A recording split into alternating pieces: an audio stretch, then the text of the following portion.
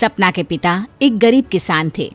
माँ पिता खेत में काम करते तो पीछे से सपना गांव के बच्चों के साथ हॉकी खेलती। एक दिन शाम को, सारा दिन खेलती रहती है, ये नहीं कि छोटे भाई को संभाले। माँ पता है, मैंने आज हॉकी में पास के गांव के लड़कों की टीम को हरा दिया।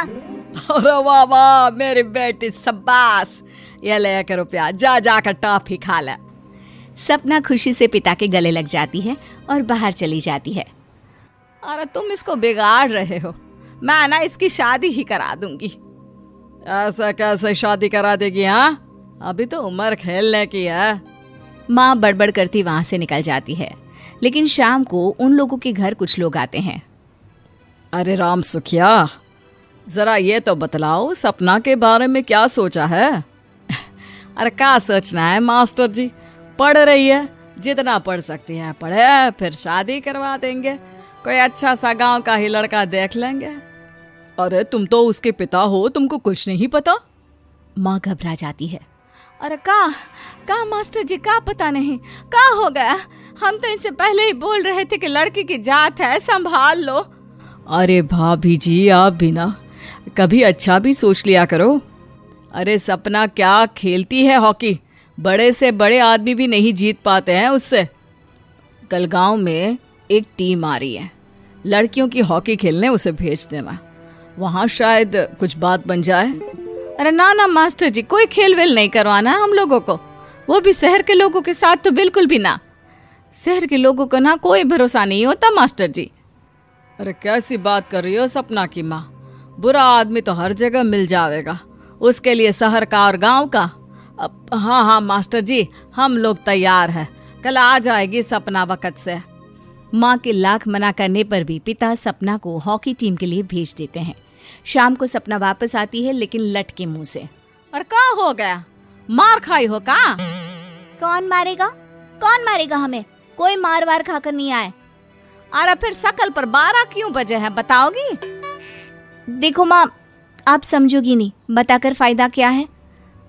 अरे बिटिया रानी, हम तो समझेंगे ना, हमें ही बता दे। सपना पापा के गले लग जाती है। पापा, मैं ना सिलेक्ट हो गई हूँ भारत की हॉकी टीम में खेलने के लिए। अरे वाह, ये तो बहुत ही खुशी की बात है मेरे बच्चे। फिर मेरी गुड़िया काहे परेशान है? पापा, मुझे दिल्ली जाना पड़ेगा आगे की प्रैक्टिस के लिए। माँ जो सारी बात सुन रही होती है, जोर से चिल्लाती है। एक पैसा नहीं है मेरे पास, समझे? कुछ नहीं दूंगी। शादी के लिए लड़का फाइनल भी कर दिया है, कल्ले का बेटा, वो शादी कर लेगा तुमसे। सपना पिता की ओर देखती है। अरे देख सपना, खेलने दिल्ली जाना है तो सिर्फ इसी शर्त पे कि आकर कल्ले से बेटे से चुपचाप शादी कर लेगी, बोल। अरे ठीक है ना, कल्ले का बेटा तो बहुत ही समझदार है, सरकारी नौकरी है उसकी, मान गया वो तो सपना शादी कर लेगी।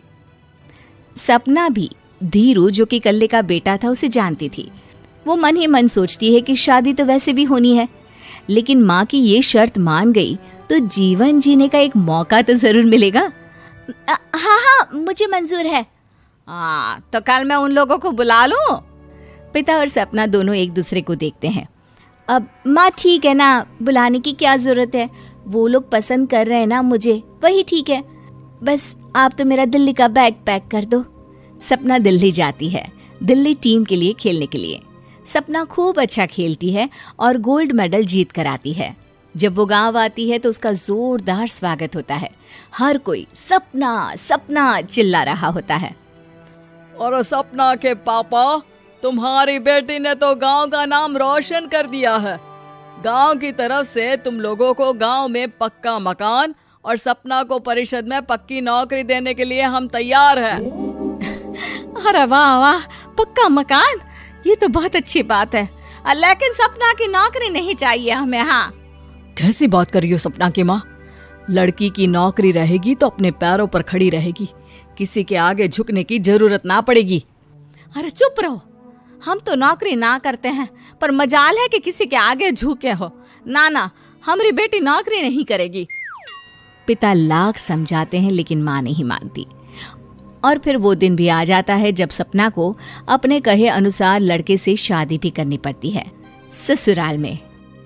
ए बहू, तू रोज रोज सुबह कहाँ जाती है? घर का सारा काम निपटा कर कहाँ भागती है? माँ का घर तो पास ही है, वहीं निकल जाती है क्या?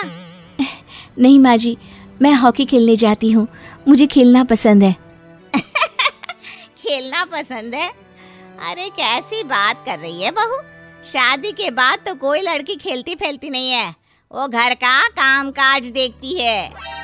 सपना कुछ नहीं कहती। वो एक रोज कमरे में अपनी अलमारी ठीक कर रही होती है कि तब सुनो, वो जो लटक रहा है ना, क्या बोलते हैं उसे? मेडल। सपना पति की बात सुनकर खुश हो जाती है, उनके पास जाती है। मैं सोच ही रही थी कि तुमने कभी पूछा क्यों नहीं। ये मेडल है, मैंने जीता है, पता है, हॉकी में। बड़ा मैदान, बहुत से लोग, 2 टीम और फिर शुरू होता है जुनून। पता है, लगता है जैसे बस जिंदगी यही है, खेलते रहो, भागते रहो, दौड़ते रहो और लक्ष्य को पालो। सुनो ना, मैं ना भारतीय टीम के लिए खेलना चाहती हूँ। माँ, यहाँ तो आ जरा। सपना हैरान हो जाती है कि ये क्या हो गया, पति अचानक से माँ को क्यों बुला रहा है। हाँ बेटा, क्या हो गया? काहे गला फाड़ रहे हो? माँ, ये सपना क्या कह रही है? अरे बीवी तो बोलती ही रहती है बेटा, लेकिन क्या हो गया, चिल्ला क्यों रहे हो? ऐसा क्या बोल दिया इसने? माँ ये बोल रही है कि इसको खेलना है भारतीय टीम के लिए। सपना डर जाती है।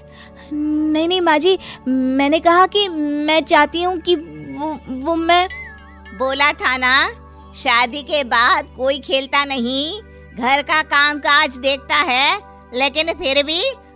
नहीं माँ जी, ठीक है, मैं घर का काम देखूंगी, कल से मैं खेलने भी नहीं जाऊंगी, माफ कर दीजिए। सपना पति की तरफ देखती है जो माँ की तरफ देख रहा होता है।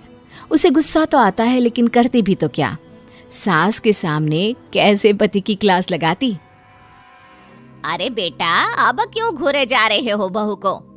माँ, अभी इस बात का फैसला करके जाना, वरना ये तो तेरे कमरे से जाने के बाद मुझे। अब चुप हो जाइए आप, छोटी सी बात का बतंगड़ मत बनाइए। छोटी सी बात? बहू, ये कोई छोटी बात नहीं है। जो लड़की दिल्ली के लिए गोल्ड मेडल ला सकती है, वो देश के लिए भी तो गोल्ड ला सकती है ना। हम लोगों को किसी चीज की कमी नहीं है बहू, घर का काम तो कोई भी कर लेगा, लेकिन देश का नाम रोशन करने के लिए सपना चाहिए। जा बहू, तेरी ट्रेनिंग का सारा इंतजाम तेरे पति ने कर दिया है, जा खेल और देश का नाम रोशन कर। सपना की आंख में आंसू आ जाते हैं। वो सोचती है कि बेटियों को मायके के साथ अगर ससुराल में भी सहयोग मिले तो ऐसा कोई काम नहीं जो वो नहीं कर सकती है।